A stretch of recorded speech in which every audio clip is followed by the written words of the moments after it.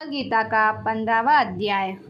भगवान जी बोले, हे लक्ष्मी, संसार पीपल के समान है, जिसकी पुरुष रूप जड़ ऊपर है, चराचर शाखा नीचे है। वेद इसके पत्ते हैं। जो यहाँ जानता है वही वेद का ज्ञाता है। इसकी शिखाएं ऊपर नीचे फैली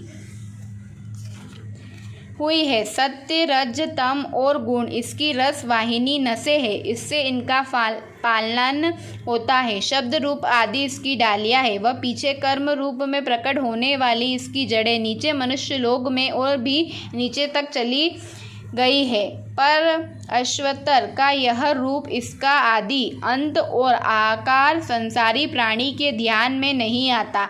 कदापि इसकी जड़ गहरी है। ऐसे पीपल को वैराग्य रूप दृढ़ शास्त्र से काटकर वह स्थान ढूंढना चाहिए जहाँ से फिर लौटना नहीं पड़ता, और साथ ही यह विचारना चाहिए कि जिससे मैं पुरातन प्रकृति उत्पन्न हुई है, मैं उसी आदि पुरुष की शरण हूँ। अहंकार और मोह रहित, संडग दोष को जीतने वाले, आत्मज्ञान से निरत, सब कामनाओं से दूर, सुख दुख नामक द्व पदार्थों से मुक्त, ऐसी ज्ञानी पुरुष शाश्वत पद को पाते हैं, जिसे सूर्य, चंद्रमा या अग्नि प्रकाशित नहीं करते। वह मेरा परम धाम है। वहाँ जाकर लौटना नहीं होता। मेरा सनातन अंश इस जीव लोक में जीव का रूप धरकर प्रकृति में स्थित पांचों इंद्रियों और छठे मन को उसमें छुड़ाता है।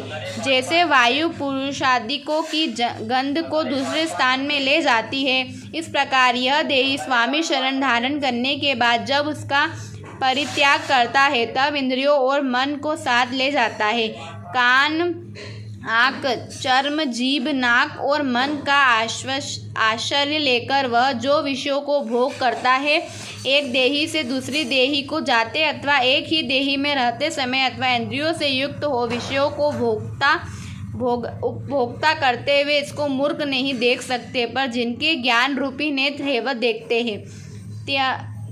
यत्न करने से योगी जन इसे देखते हैं, परंतु अज्ञानी यत्न करके भी इसे नहीं देख पाते।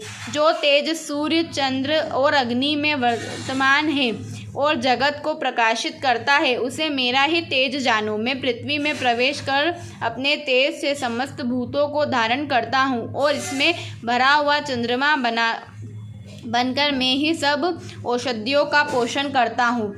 मैं जठराग्य होकर सब प्राणियों की देह में प्रविष्ट हूँ, और प्राणवायु, अपान वायु में संयुक्त होकर चारों प्रकाश, भय, भोजन, शोष, लेहा से भोजन किए हुए प्राणियों